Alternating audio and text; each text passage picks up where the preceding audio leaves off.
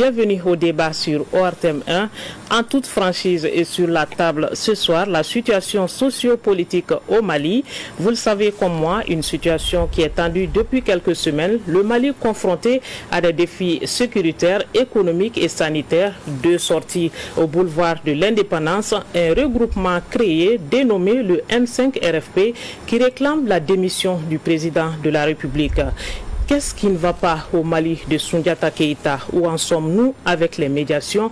Le président de la République a sa main tendue. Sera-t-elle prise? Les Maliens vont-ils s'asseoir à table discuter entre Maliens?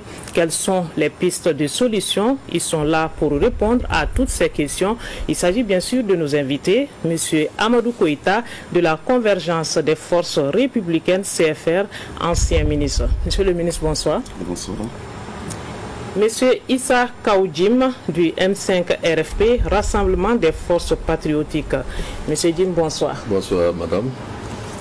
Et docteur Paul Traoré, il est juriste spécialisé en droit public. Docteur, bonsoir. Bonsoir. Nous sommes ensemble pour 1 heure de débat et je rappelle que nous sommes en direct et en synchronisation avec la Radio Nationale et sur ORTM Live. Bienvenue à vous, chers invités. Alors, je me tourne vers Issa Kaoudjim, des semaines de bras de fer. Êtes-vous sur la même longueur d'onde? Quel est le point de la situation actuellement? Merci, madame. Permettez-moi d'abord de saluer tous les Maliens à travers l'ORTM. Ceux qui vivent au Mali et des Maliens aussi des diasporas pour leur forte mobilisation pour la cause patriotique. Alors, vous posez la question en termes de bras de fer. Non, je ne pense pas qu'il y ait un bras de fer entre les Maliens. C'est une question politique. Alors, il s'agit d'expliquer pourquoi nous en sommes arrivés là. De notre point de vue, quand je dis nous, au départ, c'était d'abord la CEMAS, Coordination des mouvements associations sympathisants du Cheikh respecté Lima Mahmoudiko, qui est une entité politique. Il y avait aussi FSD, qui avait un manifeste politique qui dénonçait un certain nombre de faits. Et il y a eu récemment EMK, Espoir pour Malikoura, qui avaient fait un appel pour demander la 4e République. Alors nous avons estimé que, vu tous ces regroupements politiques qui dénonçaient pratiquement les mêmes chose, nous avons estimé qu'il fallait mutualiser nos forces et notre unité d'action. Nous avons eu à faire une rencontre politique élargie à ces 3 regroupements. Nous avons fait une déclaration qu'on appelle l'appel du 30 mai, qui énumérait la crise multidimensionnelle, crise sécuritaire, crise économique, sociale, politique et aussi la malgouvernance. Donc, nous avons dit, certes, il est bon de dénoncer, mais qu'est-ce que nous avons nous-mêmes comme proposition au peuple malien? Parce que dénoncer en interne, mais aussi proposer une solution. Et nous sommes convenus de dire que, bon voilà, nous avons une proposition pour le peuple malien. Nous avons estimé que tous les problèmes que le Mali vit, c'est le président Ibrahim Boubacar Keïta, en tant que président de la République, chef de l'État, chef suprême, tout le pouvoir que la Constitution de 92 lui confère, avec une lutte héroïque du peuple malien pour l'avènement de la démocratie. Il était inadmissible, alors que ce qui se passe sous nos yeux, alors il fallait trouver les voies et moyens pacifiques, démocratiques, conformément à la Constitution de la République, lui demander, je dis bien, lui demander sa démission et son régime. Alors on nous traitait de prétentieux avant le 5 juin. Le peuple est sorti le 5 juin, jamais vu. Et le 19, ça a été amplifié par des syndicats, des confédérations et par aussi d'autres forces politiques et sociales. Des Maliens de l'intérieur comme de l'extérieur sont sortis dans les grandes villes de Bamako, Kaï, Sigasso, Mopti, Koulikoro, Tombouctou, etc. en Afrique et en Europe, voire même aux États-Unis et au Canada. Donc aujourd'hui, tout le monde est conscient que ce que nous avons dénoncé est soutenu par le peuple du Mali qui estime aujourd'hui que nous avons cette légitimité de demander la démission du président Ibrahim Boubacar Keïta et son régime. Voilà les raisons profondes qui nous ont amenés au mouvement que vous appelez dorénavant le M5 RFP, qui veut dire rassembler les forces patriotiques et tout simplement pour le Mali. Donc pour nous, on n'est pas prétentieux. Oui, on ne dit pas que vous êtes prétentieux. Vous avez quand même refusé les négociations jusque-là. Vous n'avez pas encore accepté la main tendue du président de la République. On va en venir. On peut savoir les doléances sur table aujourd'hui. Quelles sont ces doléances? Elles ont évolué avec le temps ou bien elles restent les mêmes depuis le départ? Je pense qu'en réalité, avec tout le respect que nous avons pour le président de la République, respectant le président de la République, nous respectons notre pays. Le président n'a rien proposé. En réalité, c'est un jeu de mots. Nous avons demandé sa démission et la démission de son régime. Est-ce qu'aujourd'hui, le président est dans cette dynamique? Si oui, c'est sur la base de ça que nous allons négocier.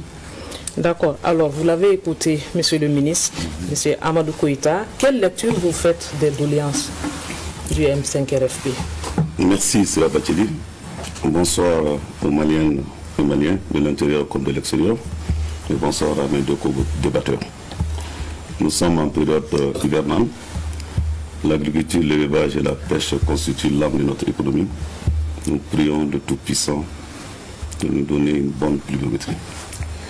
Je voudrais également, en ce moment, saluer nos forces armées de sécurité qui sont en train de donner le meilleur d'elles-mêmes afin de stabiliser notre pays, sécuriser notre pays. Saluer également les forces étrangères qui nous appuient, la force BACAN, MINUSMA et l'EITM. Je voudrais également dire que notre pays, j'ai l'habitude de le dire, est une grande nation. Tout Malien est le condensé de toutes les ethnies. Prenez un peu, il a le sang, Bambara, Ousonike, Oubozo, Oudogon. Notre pays a également un certain nombre de valeurs qui constituent des socles de notre nation, telles que le cousinage à plaisanterie, tant au niveau de nos noms de famille et également de nos ethnies. Un Bambara ou bien un Peul dira toujours à un forgeron, un petit forgeron. Un Dogon dira à un Bozo, un petit Bozo. Un Keita dira à un Koulibaly, un petit Koulibaly. Un Djokarame, je suis avec mon frère ami Issa Kaudi, qui est un Diawando comme moi. Nous sommes certes opposés ici, nous ne partageons pas la même opinion, mais si nous nous retrouvons dans l'association des Diawambé du Mali, nous disons bonjour frères, c'est cousin. Donc je voudrais tout simplement dire que notre pays fait face aujourd'hui à deux défis majeurs. Un défi sécuritaire et un défi sanitaire. Le Mali, depuis 2012, suite aux événements de 2012, qui a entraîné l'effondrement de l'État malien. Nous nous sommes battus en 2012, après le coup d'État de 2012, dans le FDR qui s'appelait le Front pour la sauvegarde de la démocratie, ou de la République plutôt. Il y a seulement 6 mois, si je ne m'abuse, compte tenu de ces enjeux, compte tenu des difficultés auxquelles notre pays est confronté, le président de la République, depuis son élection en 2013, a toujours souhaité rassembler tous les fistines, dialoguer et trouver des solutions par rapport aux problèmes posés aujourd'hui à notre nation. Nous pensons aujourd'hui qu'après le dialogue national inclusif, qui a été un rendez-vous de l'ensemble des peuples maliens, où des hommes et des femmes se sont retrouvés, où des hommes et des femmes qui ont le Mali au cœur, où des hommes ou des femmes qui ont souci de la sécurité, de la stabilité, de la cohésion, des hommes et des femmes qui ont dégagé ensemble des solutions, des résolutions, des recommandations, afin qu'on aille quand même à une sortie de crise et faire face contre les forces humaines qui sont les terroristes. Nous avons été surpris de voir il y a quelques semaines la CEMAS et certaines formations politiques se regrouper, porteurs de certaines revendications. Nous estimons aujourd'hui que c'est vrai, il y a des problèmes. C'est vrai, il y a des défis à relever. Mais nous estimons aujourd'hui que l'heure est au rassemblement. Nous estimons aujourd'hui que l'heure est à la cohésion. Nous estimons aujourd'hui que tous les enfants de ce pays, puisque les Maliens nous regardent, les 18 millions de Maliens n'aspirent aujourd'hui qu'à la paix. Les 18 millions de Maliens n'aspirent aujourd'hui qu'à la stabilité. Les 18 millions de Maliens ne souhaitent que nous parvenons à appliquer l'accord pour la paix et la réconciliation. Que nous parvenons également à trouver des solutions par rapport aux problèmes de santé. Les 18 millions de Maliens nous regardent. Nous regardent. Et quand nous avons constaté que le M5 RP, le Rassemblement des forces patriotiques, est porteur de certaines revendications, mais la seule revendication aujourd'hui, vous venez de poser la question à M. Kaoudim, que quelles sont les solutions pour eux et quelle est leur revendication. Ils n'ont qu'une seule revendication, le départ du président de la République. M. Kaoudim parle au nom du peuple malien. Je voudrais dire à Kaoudim que nul n'a le monopole du peuple malien. Je voudrais dire à Kaoudim qu'un peuple, définir un peuple, qu'est-ce qu'un peuple? On dit qu'un peuple est un ensemble d'individus constituant une nation, vivant sur un territoire soumis aux mêmes lois et également aux mêmes institutions politiques. Nous sommes, il a rappelé tout à l'heure, mars 91, il l'a rappelé tout à l'heure, s'il y a un principe en politique, c'est la souveraineté de l'homme sur l'homme. La souveraineté du moi sur moi, c'est ça qu'on appelle la liberté. La liberté d'expression, la liberté d'opinion, la liberté de militer dans un parti, la liberté de demander la démission du président de la République. Une liberté chèrement acquise au prix du sang. C'est l'occasion pour moi d'ailleurs de saluer la mémoire des martyrs de mars 91. Mais cette liberté, il y a une liberté, c'est une liberté de demander la démission du président de la République. Mais une liberté d'exiger la démission du président de la République. C'est là où on sort du cadre de la loi. Voilà pourquoi nous, hommes et femmes. Comme il y a un temps de parole qui est reparti entre vous tous ici, des reproches sont faits quand même à la gouvernance des défis sécuritaires, sanitaires et économiques. Comment vous analysez la situation actuelle que traverse le Mali? Oui, nous savons qu'il y a des défis, mais que d'efforts. Que d'efforts. Les efforts ont été faits, tant dans le domaine économique, dans le domaine sécuritaire, puisque le président de la République a hérité des forces armées et de sécurité complètement désarticulées. À son arrivée, à travers la loi d'orientation et de programmation militaire, aujourd'hui, nous pouvons dire que nos forces armées et de sécurité, la capacité plutôt opérationnelle des forces armées et de sécurité s'est nettement renforcée. Nous pouvons également dire aujourd'hui que les conditions de travail et de vie de nos hommes s'est améliorée. Nous pouvons également dire aujourd'hui que la sécurité sociale est assurée pour le militaire et sa famille pendant et après. C'est vrai, l'ennemi auquel nous faisons face est un ennemi sans visage. Je voudrais dire que le Mali n'est pas le seul pays qui fait face à ce défi. Aujourd'hui, il y a le G5 Sahel qui a été créé. C'est le monde aujourd'hui qui est confronté au terrorisme. C'est le monde qui est confronté aujourd'hui à ces forces du mal qui ne cherchent qu'à verser le sang. Ces hommes, c'est des femmes qui n'ont qu'une seule cause à défendre. La cause, c'est de verser le sang. Si, dans ces conditions, nous pouvons dire que, voilà pourquoi, nous, en tant que force convergence des forces républicaines, nous demandons encore à tout le peuple malien, nous demandons aux femmes et aux hommes de se mettre ensemble.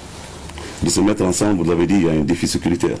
Ce défi, nous ne pouvons le gagner, puisque quand on continue à battre les papiers à Bamako ici, quand on continue à Bamako à demander la démission du président de la République, quand on continue à demander à Bamako ici le départ de tout le régime, quelle réponse apportons-nous à ces hommes, à nos forces armées de sécurité qui sont au péril de leur vie, qui défendent l'intégrité territoriale du Mali, qui se battent pour ramener la paix, qui se battent pour qu'il y ait la sécurité, pour que Kaoudim, moi et Paul et vous-même soyons là pour débattre. Donc voilà, ces défis sont là, mais des efforts ont été faits. Si vous voulez, on en parlera dans tous les domaines. J'ai parlé de la loi d'orientation et de programmation militaire. Je parlerai, vous savez, aujourd'hui, le monde est confronté à un péril sanitaire qui s'appelle Covid-19, la pandémie à coronavirus, qui a mis le monde entier à genoux. Le monde entier à genoux. Et là également, des mesures ont été énoncées, des mesures ont été prises pour contrer puisqu'aujourd'hui cette pandémie n'a pas de médicaments malheureusement. D'accord. On ne peut que prévenir. On ne va pas rentrer dans tous les détails, on a déjà compris l'idée. On a fait venir un juriste sur ce plateau pour nous diagnostiquer tout cela. Si on vous demandait de faire la jeunesse d'Ombert Traoré du problème du Mali aujourd'hui, qu'est-ce qui ne va pas au pays de Soundiata Keïta? Merci pour mon invitation sur ce plateau. Je voudrais également saluer nos téléspectateurs. Alors, pour revenir à la question qui vient d'être posée, quelle est la genèse de cette crise? Je crois que sa genèse remonte un peu loin. Alors, déjà, je voudrais préciser que l'étude nationale prospective Mali 2025 avait déjà évoqué tous ces scénarios. Tout ce qui devrait arriver en 2012, l'étude nationale prospective Mali 2025 avait déjà prévu tous ces scénarios. Donc, on peut dire qu'on n'a pas été surpris. Mais pour résumer mes propos, je dirais que cette crise multidimensionnelle, depuis 2012, est le résultat d'un déficit cumulé de gouvernance dans les différents domaines, dans les principaux domaines de la vie économique, de la vie sociopolitique et sécuritaire. Et ce déficit a été aggravé par d'autres facteurs qui se sont greffés. D'abord, il y a la rébellion, la succession des rébellions, couplée dans les années 90 avec le narcotrafic, avec le trafic de la drogue, et aggravé également par le terrorisme, les problèmes fonciers, la corruption et la lancinante question de la répartition des richesses nationales. Ça n'apparaît pas généralement dans les débats, mais quand vous faites une étude auprès des populations, c'est une question qui apparaît généralement, la répartition des richesses nationales. Et d'ailleurs, je voudrais également préciser que ces questions sont traitées presque par tous les documents de politique publique du Mali. C'est des questions qui reviennent depuis le président Alpha Omar Konaré jusqu'au président Amadou Toumani Touré, jusqu'au président Ibrahim Boubacar Keïta. C'est toujours les mêmes questions qui reviennent. Par exemple, le document de référence des politiques nationales du Mali qui est utilisé actuellement, ça c'est le cadre stratégique pour la relance économique et le développement durable CRED 2019 et 2023. On ne pourra pas faire toute la jeunesse. Voilà, c'est juste pour vous dire qu'il y a une étude de perception, un diagnostic stratégique qui a été fait par les techniciens. Donc tous ceux qui ont besoin de comprendre la genèse de cette crise peuvent se reporter sur le cadre stratégique pour la relance économique et le développement durable 2019-2023. D'accord. Vous avez écouté M. Issa Kaoudim tout à l'heure par rapport aux doléances du M5 RFP. Jusque-là, le Mali était dans des dénonciations. Demander la démission d'un président de la République démocratiquement élu, que disent les textes à propos? Alors, la demande c'est une liberté. C'est une liberté, mais les textes de la Constitution ne prévoient pas une démission d'office du président de la République. Si il y a demande de démission du président de la République, ça ne peut s'inscrire que dans le cadre de l'article 36 de la Constitution, qui n'est qu'une demande volontaire. Dans notre Constitution, il n'y a pas de demande, il n'y a pas de démission d'office. C'est-à-dire que le président doit démissionner tout de suite parce que par exemple, il n'a pas respecté le régime des incompatibilités, ou bien il a fait ça. Non. Il n'y a pas de démission d'office. La démission ne peut être que volontaire. C'est ce qui est prévu par l'article 36 de la Constitution. D'accord. Alors, M. Kaoudim, vous l'avez entendu, en démocratie, les textes ne l'autorisent pas encore. L'article 36, quand même, peut demander la démission du président de la République s'il le veut. Alors, est-ce que vous allez rester sur votre position ou pas? Avant de répondre à cette question, je voudrais que vous soyez équidistants. Vous donnez plus de temps au ministre et moi, juste à 3 minutes, vous Je l'ai arrêté.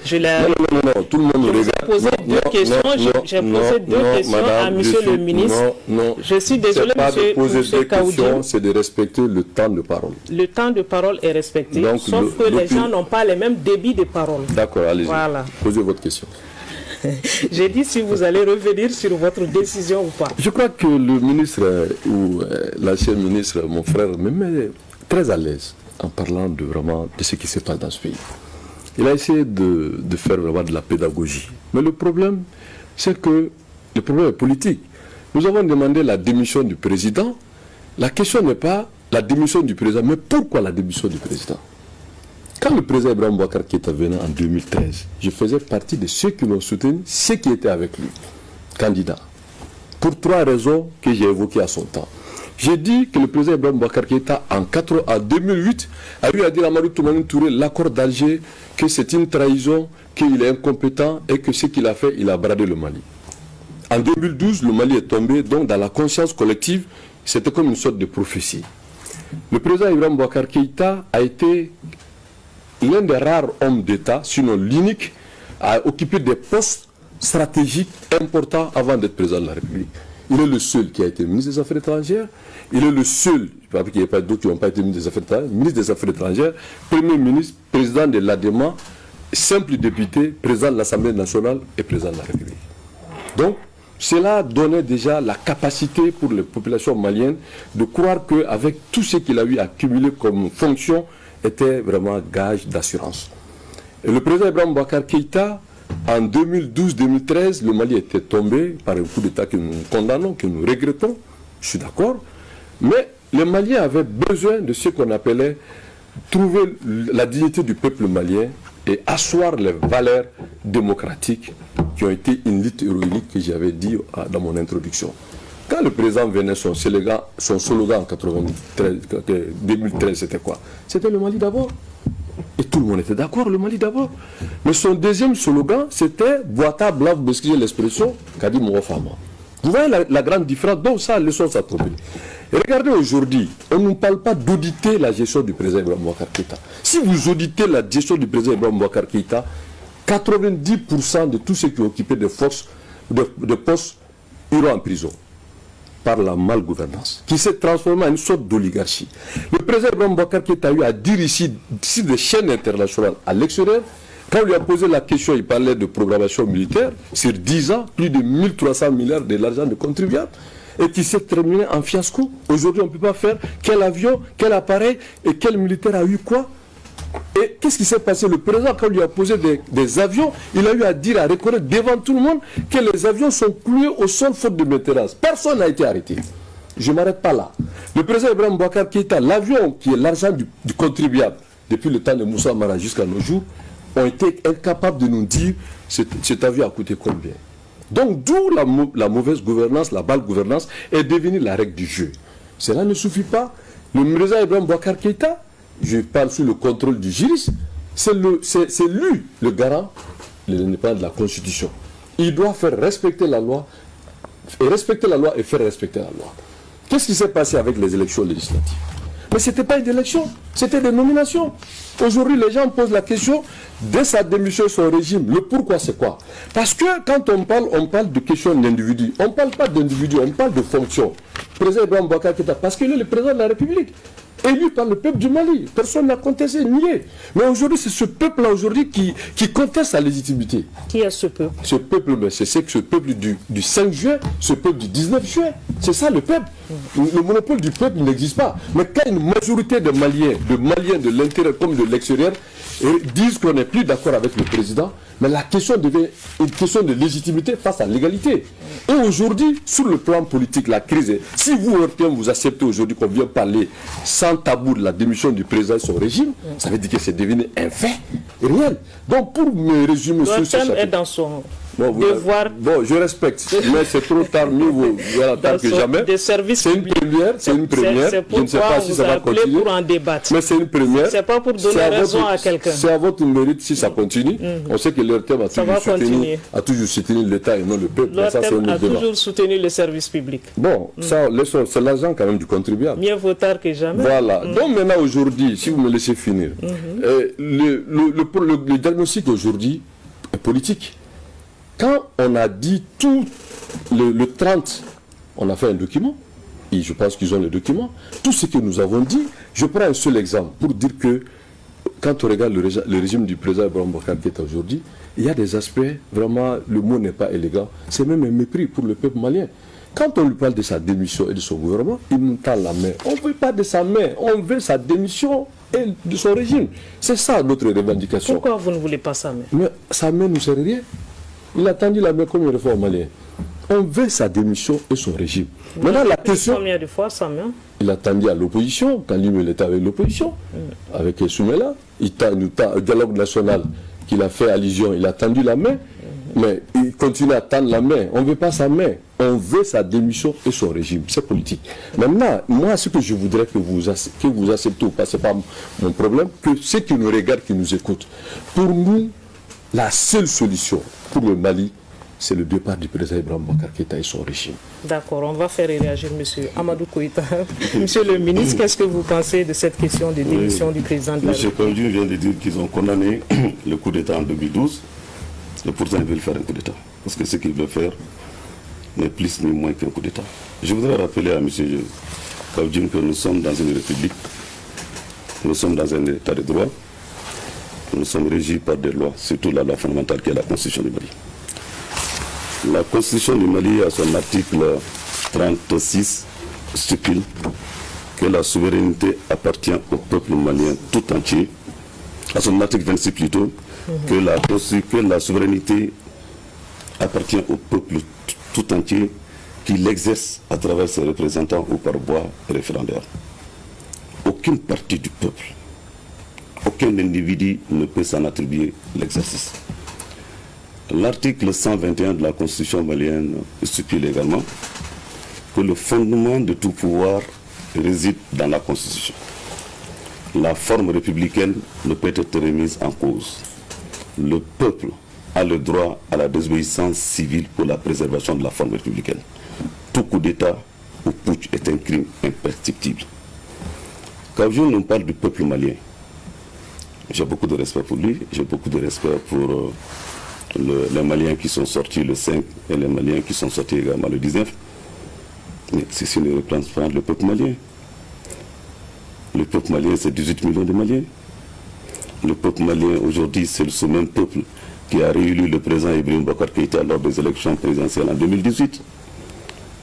C'est ce peuple aujourd'hui qui s'est retrouvé dans la convergence des forces républicaines pour dire faisons attention parce qu'il y a péril.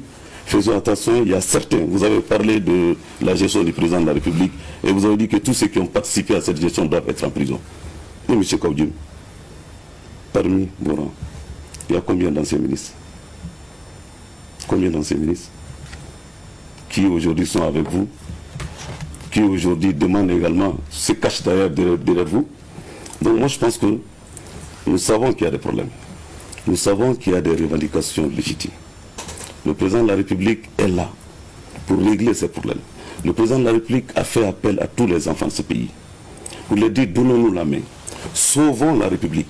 Mais vouloir transformer ces revendications, manipuler ces revendications, en faire un fonds de commerce pour tenter de déstabiliser la République, je dirais que cela ne passera pas. Cela ne passera pas. Et aujourd'hui, vouloir parler au nom du peuple malien, parce qu'on a fait sortir 10 000, 100 000 personnes, je dis respect pour ce monde. Et puis, M. Kaoudim nous dit qu'il est de la sémence, leur personnalité morale, l'imam Mahmoud Dicko. Moi j'ai beaucoup de respect pour l'imam Mahmoud Dicko, j'ai beaucoup de respect pour les imams. Je pense que l'imam Mahmoud Dicko n'a jamais appelé, il l'a dit et redit, n'a jamais appelé à la démission du président de la République. Je voudrais savoir, à partir du moment où vous vous revendiquez de l'imam Mahmoud Dicko, à partir du moment où vous portez, sinon vous vous retrouvez dans les valeurs qu'incarne l'imam Mahmoud Dicko, je ne comprends pas, ça veut dire qu'en votre sein déjà, il y a quand même des problèmes. Mais je voudrais quand même dire qu'en tant que républicain, en tant que démocrate, et surtout la situation dans laquelle se trouve notre pays aujourd'hui, nous n'avons pas besoin de toute tentative de déstabilisation de notre régime. Vous l'avez rappelé, le président de la République, conformément à l'article 39 de notre Constitution, si je ne m'abuse, 29 plutôt de notre Constitution, cet article stipule que le président de la République est chef de l'État. Il est le gardien de la Constitution. Il incarne l'unité nationale. Il est le garant de l'indépendance nationale, de l'intégrité territoriale. Il veille au bon fonctionnement des pouvoirs publics. Il assure la continuité de l'État. Et l'article 30 de notre Constitution dit que le président de la République est élu au suffrage universel direct, au scrutin majoritaire à 2 tours. Je pense que vous avez créé votre mouvement, vous avez même failli participer aux élections législatives puisque vous avez signé à l'époque un accord avec un parti. À la toute dernière minute, vous vous êtes retiré. Et aujourd'hui, vous voulez passer par la rue. Aujourd'hui, vous voulez instrumentaliser les Maliens. Aujourd'hui, vous utilisez la souffrance des Maliens comme fonds de commerce pour accéder au pouvoir. Sachez que Kaoudjim, cela ne passera pas. Nous vous demandons tout simplement, le président de la République vous a tendu la main. Il l'a fait depuis son accession au pouvoir. Il l'a fait lors de la signature de l'accord politique de gouvernance. Il l'a fait lors du dialogue national inclusif, dialogue auquel l'imam Mamoud Diko a participé. Je dis j'ai beaucoup de respect pour un imam parce que pour moi, un imam est un vecteur de paix, de cohésion, de fraternité. L'imam, en plus de nous faire prier, l'imam bénit nos liens, le mariage, l'imam bénit nos baptêmes, l'imam nous bénit également quand on doit rejoindre notre prière de l'air. Donc je voudrais quand même dire que M. Kaoudjim, ok. Voilà, c'est pour apporter quelques précisions sur la démission comme cause de vacances prévue au niveau de l'article 36. J'avais déjà tenu à préciser qu'il n'y a que la démission volontaire qui peut se faire dans le cadre de l'article 36. Il n'y a pas de démission obligatoire qui peut se faire dans le cadre de l'article 36. Et par ailleurs, même si il devrait y avoir des démissions volontaires aujourd'hui, il y a un obstacle juridique. Pour que la démission soit... C'est la Cour constitutionnelle qui constate la démission du président de la République sur saisine du Premier ministre et du président de l'Assemblée nationale. Donc, nous sommes dans une situation où il me semble que les membres de la Cour constitutionnelle ne sont pas au complet. Donc, ce qui fait qu'il y a des difficultés pour statuer. Dans le scénario où il devrait y avoir une démission volontaire du président de la République dans le cadre de l'article 36, quelle juridiction va constater la démission volontaire du président de la République? Donc nous sommes dans une situation où il y a un obstacle juridique même au constat de la démission du président de la République. Or, le constat de la Cour constitutionnelle est une condition sine qua non de l'acceptation de cette démission. D'accord. Nous allons parler maintenant des médiations et comme première médiation, dans son adresse à la nation, le président de la République a tendu sa main, nous l'avons dit tout à l'heure, pour dialoguer et trouver ensemble des solutions. Au terme de la manifestation du 19 juin, l'imam Mamoud Diko, président de la CEMAS, laissait entendre que vous êtes, M. Kaoudjim, des citoyens dévoués à construire le Mali et non à le détruire. Vous n'allez pas casser. Message qui a été entendu. Tous les manifestants sont rentrés sans problème. Il disait lors de la conférence de presse du 18 juin 2020 aussi que vous n'êtes pas opposé au dialogue. Ça voudrait dire que vous allez prendre la main tendue du président de la République? Non, je ne veux pas polémiquer avec mon frère, mais quand même j'ai l'obligation de revenir sur un point précis. Oui. L'imam Diko n'est pas le président de la CEMAS. L'imam Diko est le parrain. Quand il a quitté le Haut Conseil islamique du Mali, nous avons estimé que vu tout ce qu'il a comme potentialité, tout ce qu'il a eu à porter au peuple malien sur des questions fondamentales, il fallait lui trouver un espace. Alors, nous avons estimé qu'il y avait des mouvements qui se réclamaient de son leadership, des associations, des sympathisants. Alors, le choix était, s'il fallait faire une structure religieuse, ça allait donner une sorte de bicéphalisme au Conseil islamique. Nous avons dit la vision de l'imam par rapport à un islam tolérant, à un islam choisi et non imposé, comme il avait dit, un islam qui participe au développement, un islam qui rassure, et des musulmans qui jouent le jeu démocratique, est un exemple qui valorise notre démocratie. L'imam s'est impliqué sur des questions sociétales, notamment cette fameuse, que je ne vais pas revenir, qui est vouloir, à l'insu du peuple, introduire l'enseignement de l'homosexualité qui ne disait pas son nom, et autre, le problème du Nord, quand il a eu la capacité de convaincre Iyad et les autres de libérer les militaires maliens. Donc voilà des valeurs en somme, que c'était un homme qu'il fallait exploiter tout ce qu'il avait à donner à ce peuple.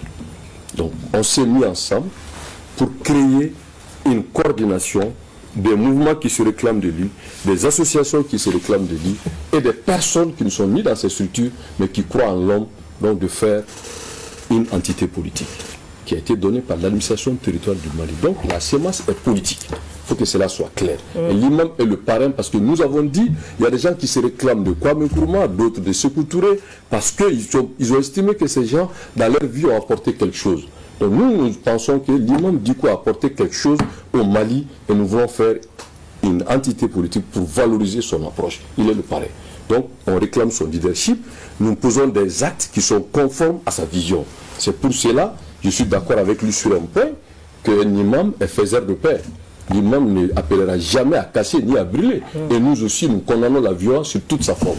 Donc c'est juste pour recadrer ça. Vous prenez le dialogue? Mais nous ne sommes jamais sortis du dialogue. Maintenant, le dialogue, c'est le départ du président et son régime. C'est ça la question. Mais pourquoi ne pas dialoguer avec le président et lui dire ce qui ne va pas et trouver ensemble une solution? Mais le président, en réalité, cherche à gagner du temps. Le président a toujours roulé les gens dans la farine, avec tout le respect que j'ai pour le président. Donnez-moi un seul exemple que le président a tenu politiquement avec ses partenaires qu'il a respectés. Moi, ça n'existe pas. Non, mais vous ne pouvez pas répondre parce que vous pouvez avoir des problèmes avec votre place, mais ça n'existe pas. J'ai pas de problème avec Bon, dans ce cas, laissez-moi répondre. Quand les autres parlent, vous les laissez parler. Moi, quand je parle, vous essayez de m'interrompre. Non, je ne vous interromps pas. Alors, je peux parler? Peut-être que vous avez des prédispositions, vous avez ça en tête. Je n'ai rien dans la tête. Voilà, donc sinon, moi, je n'ai pas de problème. Allez-y. Voilà. Allez-y. C'est juste pour recadrer le débat. Oui, d'accord. Et aller dans votre rôle, si vous restez équidistant. Voilà, je le suis. D'accord. Maintenant, le dialogue, offre de dialogue. Si aujourd'hui c'est regrettable pour nous les Maliens, il a dit quelque chose qui est très important. On n'est pas dans le même camp, on est des frères. Jamais on va s'entre-déchirer. Mais si des questions politiques, il faut des réponses politiques. Nous pouvons résoudre ce problème sans la communauté internationale, si le président était de bonne foi. Parce que la question, on demande sa démission et son régime. Pourquoi? C'est ce que j'ai dit dès le départ, le pourquoi. Le pourquoi, c'est quoi? Quand on parle de la Constitution, mais qui a violé la Constitution? C'est le président lui-même qui a violé la Constitution. Quand il y a eu d'abord, quand Boubé était aux affaires, après le mandat, il a dit ici, quand il y a des choses qui ne sont pas dites, mais il y a une question de jurisprudence, quand il y a eu les 5 ans de l'Assemblée nationale, nulle part, aucun constitutionnel ne peut nous dire qu'on peut prolonger les mandats des députés. Pourtant, on a prolongé ici sur la base d'un accord politique. On a reprolongé sur la base d'un accord politique. Donc, la politique peut absorber le droit. Ça, tout le monde le sait. On n'a pas besoin d'être juriste. C'est la politique qui absorbe le droit. Dans le cas malien, c'est politique. Et quand le cas de notre frère Temeni, à qui j'ai de très bonnes relations humaines, il n'a pas été élu. Tout le monde le sait. Si quelqu'un n'a pas été élu et qu'aujourd'hui, on ne le souhaite pas, qu'il y ait une vacance de pouvoir naturel, ça peut arriver. Mais Temeni ne peut pas être le président du Mali. Même la CEDEAO a recommandé de reprendre des élections là où on va en venir. Est contesté. Donc pour nous, on n'est pas contre le dialogue. Maintenant, le format du dialogue, c'est ça la question. Ce n'est pas de nous aberrer. Vous voulez faire le format? Le format que le président discute avec nous sur sa démission et la démission de son régime. Sans intermédiaire. C'est ça la question. Alors, M. Koïta, vous êtes dans la logique du dialogue, la majorité présidentielle. Quels sont vos espoirs en la matière? Nous avons espoir, je l'ai dit, nous sommes un peuple de dialogue, nous sommes un peuple d'échange, nous sommes un peuple qui sait se mettre à la hauteur. Vous savez, s'opposer, c'est proposer. Lorsqu'une opposition ne propose rien, elle devient un mouvement d'humeur. Kaoudjim s'agrippe au nom de leur regroupement à demander la démission du président de la République. Je l'ai dit, le fait de demander est une liberté d'expression. Mais exiger la démission du président de la République, ça c'est un coup d'État qui ne dit pas son nom. Je voudrais quand même le dire qu'ils peuvent se rassurer. La convergence des forces républicaines regroupe des millions et des millions d'hommes et de femmes qui sont des sentinelles pour la République. Ces hommes et des femmes sont là pour la défense des institutions de la République. Ces institutions qui sont au-dessus de nous tous. Le président a tendu sa main. Le président a proposé la formation d'un gouvernement d'union nationale. Après le dialogue, je le disais tantôt, ce dialogue a lieu dans les communes, dans les cercles, dans les régions, dans les 6 communes de Bamako, à l'extérieur, partout où nos compatriotes sont, pour que tous les enfants se retrouvent autour du Mali. Il s'agit du Mali aujourd'hui, il s'agit de l'avenir du Mali, il s'agit du devenir du Mali. Sortons des schémas personnels, sortons des fixations. Je pense que nous venons de terminer les élections législatives, qui était d'ailleurs la première résolution du dialogue national inclusif, puisque le dialogue national inclusif a recommandé, sinon a exigé 4 résolutions, parmi lesquelles la tenue de l'élection législative, le redéploiement des forces armées de sécurité sur l'ensemble du territoire malien, les réformes politiques et également la relecture de l'accord pour la paix et la réconciliation afin de faciliter sa mise en œuvre. Moi, je pense qu'aujourd'hui, nous devons dépassionner le débat. Aujourd'hui, nous devons nous retrouver autour de l'essentiel. Le président vous a appelé. Vous avez refusé de répondre à l'appel du président de la République. Pourtant, lors de votre manifestation du samedi passé, vous avez mandaté 3 personnes pour aller remettre la lettre de démission au président de la République. Quelque part, il y a une contradiction. Nous demandons encore une fois de plus, mettons le Mali au-dessus de tous. C'est notre bien commun, c'est notre patrimoine commun. Vous avez parlé tout à l'heure d'un certain nombre d'actions. Vous avez dit que rien n'a été fait. Je voudrais dire ici aux Maliens que beaucoup a été fait et que beaucoup reste à faire. Nous avons parlé de l'armée. Je voudrais dire aujourd'hui que grâce à la loi plutôt d'orientation et de programmation militaire, grâce aux efforts qui ont été consentis à ce niveau, aujourd'hui, nous pouvons dire que notre armée est de retour. Nous pouvons dire que nos hommes, si hier, avoir un gilet par balle était un rêve pour un militaire, un soldat malien, aujourd'hui ce n'est plus le cas.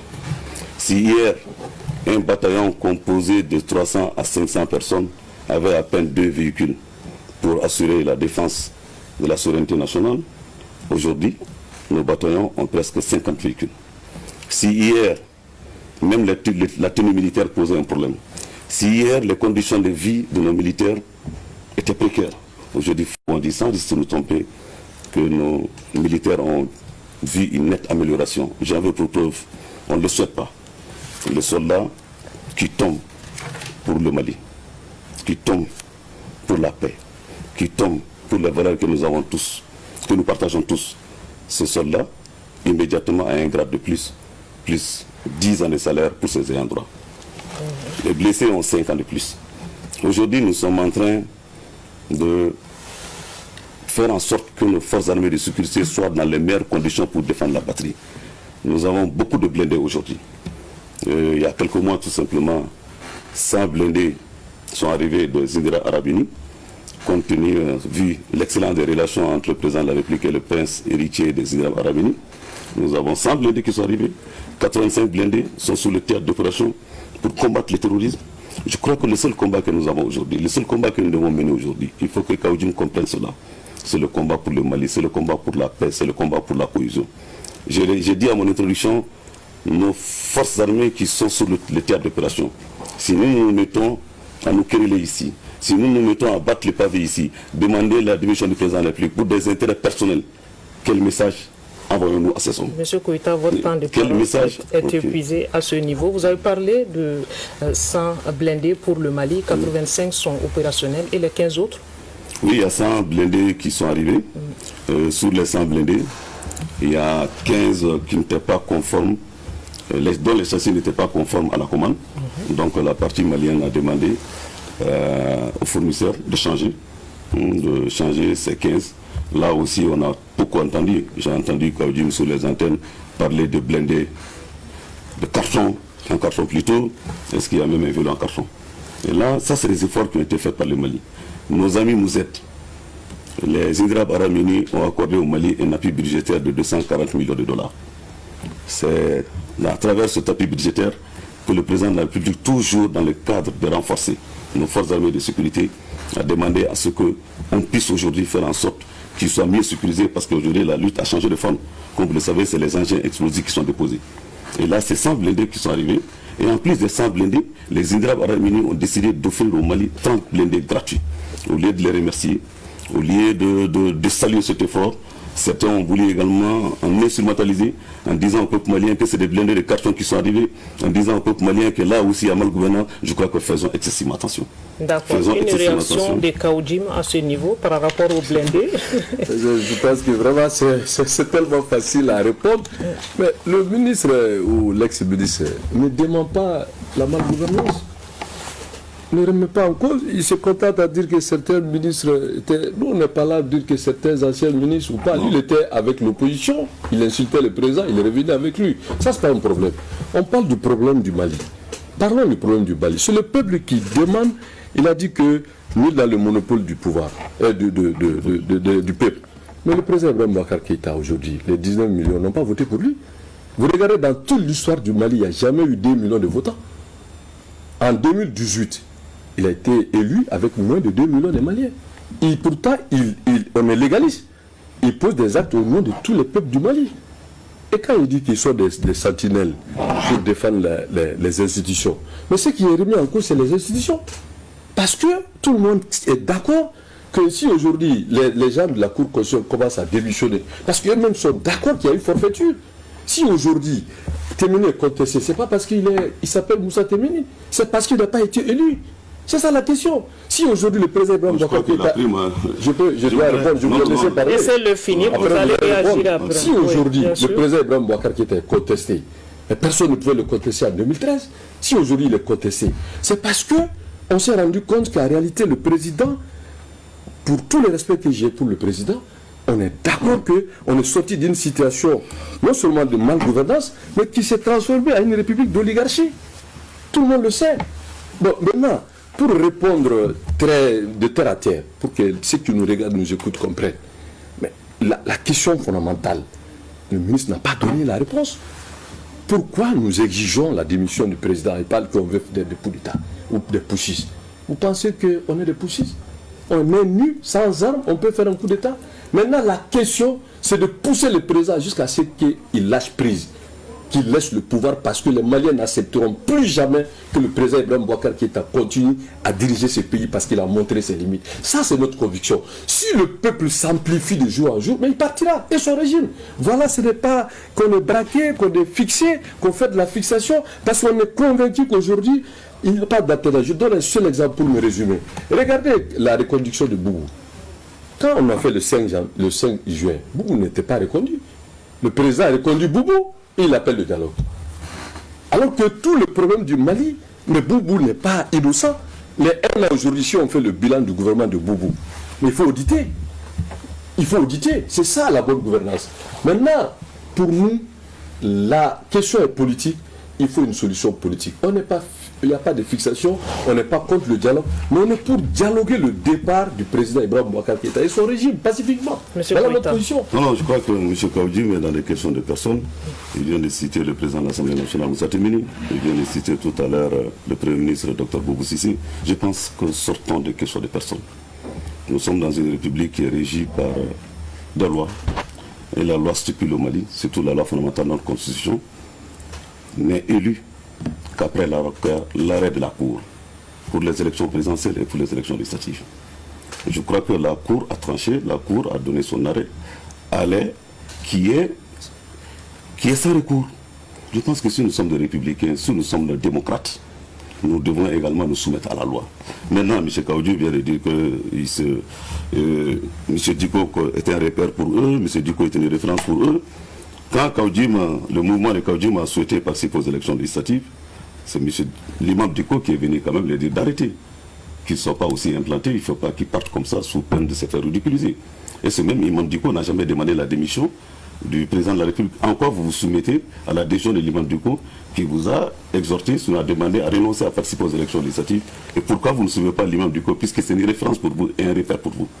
Non, moi, vous avez également dit que je soutiens qu'il n'y a pas bonne gouvernance. Non, vous vous trompez, M. Kaoudji. Il y a bonne gouvernance?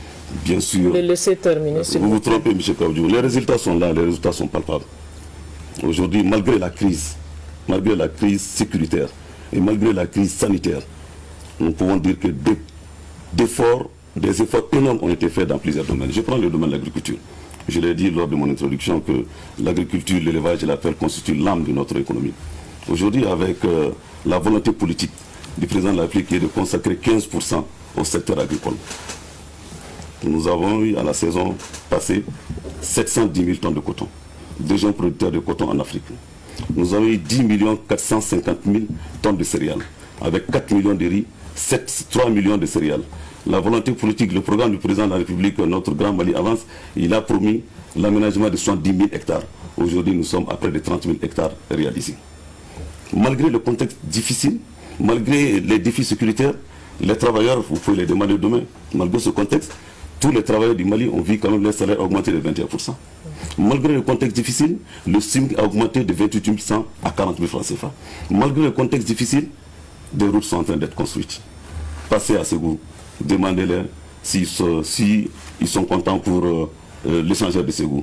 Tout près de nous ici, la route 2x2 au niveau du boulevard, sinon du monument de Ouya, la route 2x2 de Ségou, la route Kolondjeba, Zandjebougou et frontière ivoirienne, la route Yanfouila, frontière Zandjebougou, Kolondjeba, frontière ivoirienne, la route Yanfouila, frontière guinéenne, la route Kangaba, frontière guinéenne, le deuxième pont également de Caille, avec 10 km d'aménagement, la route Bangoni, Safo, et puis Nyonzombougou. Bref, des actions ont été menées. 13 000 logements sociaux ont été construits. Des efforts ont été faits.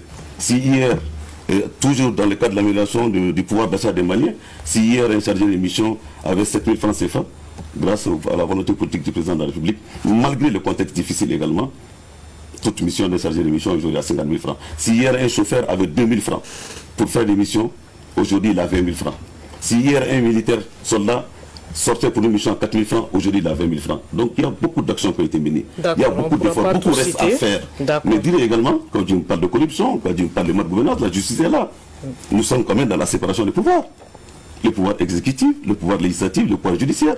Le président de la République, lors de la rentrée judiciaire, a dit de façon solennelle qu'il ne s'est jamais interféré à aucun dossier judiciaire. Je crois que le ministre Malik a pris la parole pour témoigner que cela n'a été jamais le cas. Donc reconnaissons ce qui a été fait. N'essayons pas d'instrumentaliser. N'essayons pas parce qu'on sait qu'on ne peut pas accéder au pouvoir par les voies légales. On tente de manipuler le peuple. On tente de faire croire que vous êtes le peuple. Vous n'êtes pas le peuple. Le peuple malien, Monsieur le ministre, votre temps de parole est épuisé maintenant. Répondez à la main tendue du président de la République. Ensemble, et retrouvons-nous pour bâtir le Mali. Voilà, de la discussion jaillit la lumière. On dit très généralement, docteur Traoré, le dialogue a ses vertus. Il a été toujours prôné au Mali. En politique, le dialogue a quel poids? Et dans le cas spécifique du Mali, quel poids peut avoir le dialogue dans la balance? Ah bon, merci. On dit, nous les juristes, nous disons généralement que la paix est le but du droit. Et le droit dit ce qu'il faut faire, mais le droit ne peut pas dire ce que l'on en fera. Donc ça voudrait dire parfois que le droit peut avoir des limites pour régler certaines situations. Alors là, on incite les acteurs à se tourner vers les accords politiques de sortie de crise qui ont été utilisés un peu partout en Afrique. Je vais commencer par exemple par le cas de la Côte d'Ivoire. C'est un accord politique de sortie de crise, les accords de Ouagadougou et de Marcoussis, qui ont permis de suspendre une disposition de la Constitution pour que le président Alassane soit candidat aux élections présidentielles en Côte d'Ivoire. C'est la même chose au Burundi avec les accords d'Arusha. C'est la même chose en Afrique du Sud avec les accords de Sun City. Donc, l'accord politique de sortie de crise, bien vrai qu'elle soit une catégorie chauve-souris en droit, ça veut dire qu'on ne peut pas dire qu'elle est inférieure ou supérieure à la Constitution, mais quand même est un moyen, est un instrument assez utilisé pour régler les crises politiques. Donc, un instrument idéal pour régler des crises politiques. Donc, si moi j'ai un conseil à donner aux acteurs qui sont sur le terrain, c'est que chacun sache qu'il porte le chaos en soi pour en faire une étoile, mais que la vérité va s'approcher comme une colombe. Donc, de recourir aux accords politiques de sortie de crise. D'accord. Et parmi les mesures d'apaisement, le président de la République a ordonné l'application de l'article 39 concernant les enseignants, ce qui a débloqué la situation à l'école. Les cours ont repris, une situation que vous dénoncez, M. Issa Kaoudim. C'est une concession de taille. Est-ce que, à votre avis, c'est un acquis aujourd'hui? Je pense que, de mon point de vue, c'est même regrettable. Pendant 5 mois, je vais dire, de gâchis. 5 mois, c'est d'abord on parle de respecter la loi. Mais l'article 39, c'est un décret que personne n'a contesté. Et que 5 mois, Boubou a géré sur tous les toits. S'il devrait signer ça, il préfère démissionner. Et on vient, quand devant tout le monde, le président vient dire, instruire au gouvernement d'appliquer l'article 39. Et 5 mois, il n'y a pas d'école, les enfants sont dehors, les enseignants ont été gazés, tout.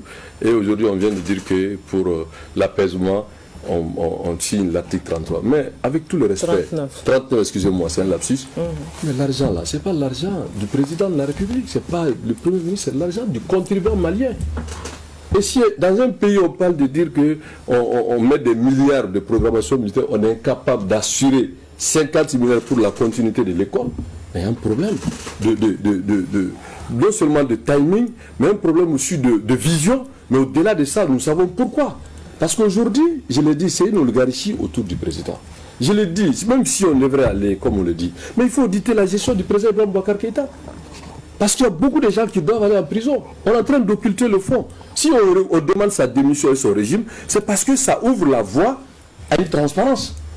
Quand le président il dit que le président dit qu'il a dit à Malik qu'il n'interfère pas, mais moi quand j'étais avec le président en 2014, et le président a dit ici solennellement à l'entrée judiciaire qu'il n'est pas dans les petits arrangements et que c'est la lutte implacable contre la corruption, mais ça a été l'année de toutes les corruptions. Le président ne peut pas rassurer les Maliens. Il y a une rupture entre le président et les Maliens parce que tout ce que le président a eu a porté comme des propos. Il a parlé de déni. Mais le déni là, mais rien de ces dispositions n'a été, même installer le comité, 6 mois, on n'a pas pu le faire.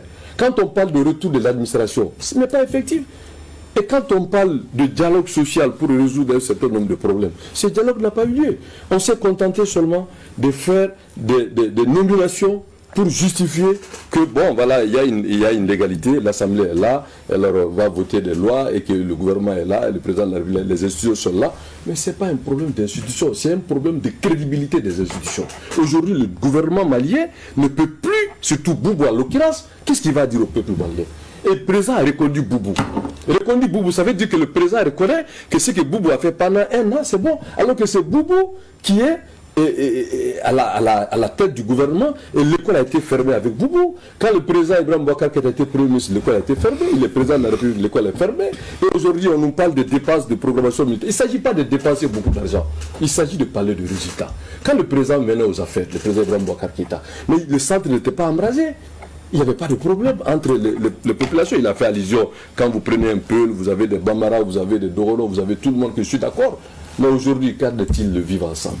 Par la faute de mauvaise gouvernance, des calculs politiciens, comme il parle du président Ibrahim Boubacar Keïta, qui a entouré d'une sorte d'oligarchie, qui a confisqué le pouvoir de l'État et qui sont en train de se servir avec un habillage juridique en disant que c'est légal, mais ce n'est pas légitime. Quand il dit que la Cour constitutionnelle, si il dit c'est la Constitution qui le dit, que c'est sans appel, une fois que la Cour dit que les députés sont élus pour 5 ans, il n'y a plus d'appel. Ça, c'est le principe qu'on est d'accord. Mais tout le monde est d'accord que la Cour n'a pas dit le droit. Et si la Cour n'a pas dit le droit, notre ami juriste, l'éminent juriste, a reconnu qu'à des questions politiques, il faut des solutions politiques. Aujourd'hui, que le ministre ou l'ancien ministre ne reconnaît pas que le président Ibrahim Boubacar Keïta ne peut pas s'en sortir sans une solution politique. N'étant dit, on n'en veut pas. On veut... C'est quoi cette solution politique? La solution qu'il accepte, c'est-à-dire qu'avec tout le respect qu'on a pour lui en tant que président de la République, qu'il joue un jeu franc. C'est-à-dire que nous qui disons qu'il démissionne, Parce qu'il fait référence chaque fois à l'imam Diko. Mais ce que l'imam a dit aussi, il ne le dit pas. L'imam ne l'a pas dit les démissions, je suis d'accord avec lui. Mais l'imam, il a dit d'écouter son peuple 3 fois. D'accord. Son peuple là. Votre temps de parole est épuisé. Oui. Monsieur Koïta va réagir. Il demande la démission du président de la République. Qu'est-ce qu'il propose? Il veut nous amener dans une aventure ambiguë. Vous me posez la question, c'est pas votre rôle. Non, mais je peux répondre. Non, qu'est-ce que vous proposez pour que le peuple malien sache? Pour que vous êtes en train de moquer la démission du président, qu'est-ce que je propose? Nous proposons une transition démocratique. Et Moussa Traoré était là, président de la République. Quand on allait lui demander la démission, il a traîné de pied. Le peuple a pris son destin. Ce qui est arrivé en 2091. Mais c'est ce qui a fait que vous êtes là et moi en train de parler. Si le président ne veut pas accepter la voix du peuple, le peuple lui imposera la légitimité. Cette question est répondue. Allez-y, monsieur Koïta. Les Maliens sont en train de nous écouter. Mais bien sûr. Ça veut dire que Kaoudim et ses partisans, sinon les membres de son rassemblement, sont dans une logique de coup d'État. C'est vous qui le dites. Vous êtes dans une logique de coup d'État. Vous allez le Nous laisser vous demandons encore une fois de plaît. plus. Nous vous demandons encore une fois de plus. Et vous êtes dans des questions de personnes. Le président de la République, il est des prérogatives du président de la République de nommer son premier ministre.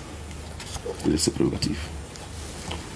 Le rôle de la Cour, c'est un organe régulateur du fonctionnement de nos partis.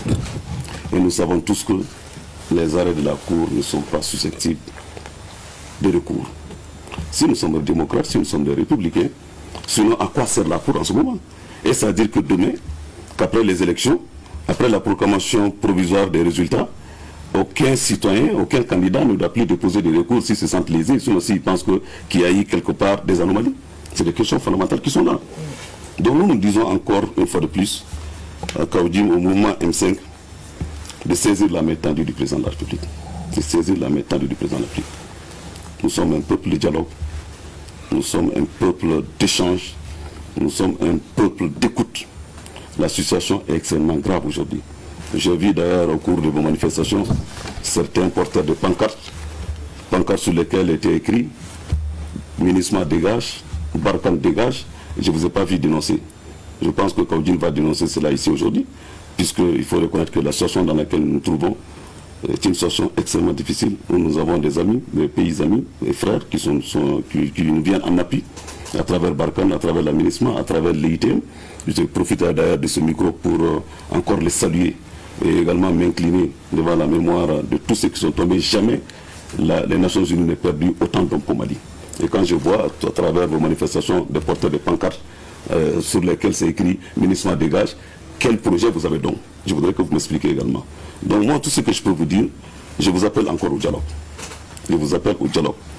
Nous sommes un pays de dialogue, nous sommes un pays de concertation. Le président de la République, le pouvoir là, ce n'est pas pour IBK. C'est le peuple malien qui a confié ce pouvoir à IBK. Vous êtes un croyant comme moi. Vous êtes un croyant comme moi. Nous avons tous prié en 2018, Kaoudim.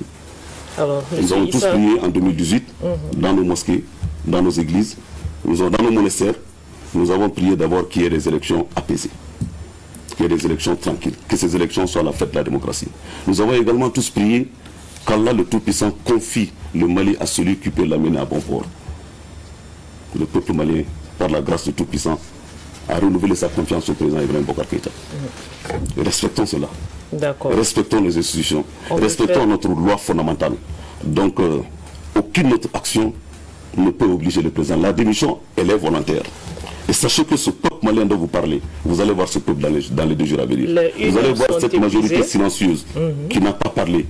Cette majorité silencieuse qui est en train de regarder ses commerçants, ses opérateurs économiques, ses fonctionnaires, vous voyez, toutes ces familles qui nous souhaitent que la paix, qui nous souhaitent que la tranquillité, qui nous souhaitent que nous soyons ensemble pour aider nos forces armées de sécurité afin de ramener la quiétude dans notre pays. Nous sommes dans une situation de Covid. Tous les efforts qui ont été faits pour contenir cela, et un effort de 500 milliards, avec la gratuité d'eau et d'électricité pour les familles vulnérables, avec également l'appui à nos Maliens de l'extérieur. Au moment où je vous parle, nous avons rapatrié près de 3000 Maliens de l'extérieur. 3000 Maliens de l'extérieur. Près de 50 000 céréales ont été distribuées aux familles vulnérables. Près de 16 000 tonnes d'aliments bétail ont été distribués également, ont été subventionnés pour les éleveurs. Des efforts ont été faits, des efforts restent à faire. Et reconnaissons ces efforts. Monsieur Issa Kaoudim, monsieur le ministre, le temps est parti. Alors, que pensez-vous d'un gouvernement d'union nationale en termes de solution? Non, ce n'est pas une solution. La solution, je l'ai dit et je le répète, c'est la démission du président et son régime. Je ne suis pas... Il parle d'approche personnelle. Le président de la République, c'est parce qu'il est le président de la République, si on ne parlera pas de lui. Le Premier ministre, c'est parce qu'il est le chef du gouvernement, si on ne parlera pas de Boubou. Il ne faut pas qu'on parle de Téméni, ce n'est pas parce qu'il s'appelle Moussa Téméni, parce qu'il a été nommé président de l'Assemblée nationale. Des questions politiques qu'on ne peut pas nous ramener à dire, à essayer de faire un semblant de bilan qui n'existe pas. Tout le monde sait que Ibeka n'a pas de bilan. On sait que son régime-là ne pourra rien apporter au peuple malien. Donc si le peuple, comme il est en train de nous faire croire qu'ils sont une majorité silencieuse et qui veut amener le peuple à la confrontation, qu'ils aillent. Qu'ils aillent, parce que ce qu'il dit, il parle de la confrontation. J'ai pas parlé de vous dites que nous allons vous trouver, si aujourd'hui vous parlez de rassemblement et vous voulez opposer des Maliens les uns aux autres, nous avons l'expérience. Vous venez montrer votre vrai visage. Non, c'est vous. Un visage de va-t-en-guerre. Lors des événements du 5. Non, il a fait de m'interrompre. Non, lors des événements du 5. Lors des événements du 5. Il va finir. Vous avez 1 minute pour finir. Il va réagir et on va boucler. Voilà. Parce qu'aujourd'hui, on parle de rassembler les Maliens autour de quoi? L'essentiel. Non, l'essentiel c'est quoi? C'est la bonne gouvernance. L'essentiel c'est le respect de la loi. L'essentiel c'est de donner le choix à tous les Maliens de s'exprimer dignement, conformément aux valeurs de la République. Et aujourd'hui, ce que le président Ibrahim Boubacar Keïta a fait des Maliens, c'est qu'il a transformé la démocratie à une gestion familiale, oligarchique, et les Maliens n'en veulent plus. Et nous restons sur notre position, c'est sa démission et la démission de son régime. C'est ça sur la base de laquelle nous sommes d'accord à négocier. Merci. Vous êtes dans votre rôle, dénoncer, vous êtes dans votre rôle, essayez de transformer tout cela en un projet de société pour qu'en 2023 vous soumettez ce projet de société au peuple malien. D'accord. L'expérience nous montre, le 5 avril, après les événements du 5 avril, 2 responsables de votre mouvement se sont mis devant la foule pour se diriger vers la résidence du président de la République. Nous avons l'expérience ici en 2012. On est allé agresser le président par l'intérim Dioncounda Traoré. Je salue ici ce grand homme qui a su pardonner encore, conduire la transition à bon port. Donc c'est pour vous dire que tant que vous êtes dans des méthodes pacifiques, mais tant que vous sortez des méthodes pacifiques, j'ai dit demander la démission du président de la République, c'est un droit pour tout le monde. Dans certains pays, il y a des manifestations chaque jour. Mais vouloir exiger cette démission, c'est là où vous comprendrez que le peuple malien, dans sa majorité écrasante, est là. Il se lèvera pour défendre nos institutions de la République. Il se lèvera également pour défendre la paix. Il se lèvera pour défendre la stabilité. Nous vous demandons encore, le président de la République a tendu sa main. Le président, vous avez parlé du problème de l'école malienne. L'article 39, vous réfléchissez en termes de chiffres, ce n'est pas en termes de chiffres. Ce n'est pas en termes de chiffres.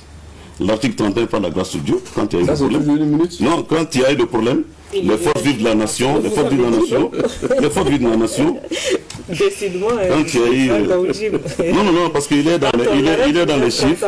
C'est pour dire qu'aujourd'hui, nous devons remercier le bon Dieu que ce problème ait trouvé une solution.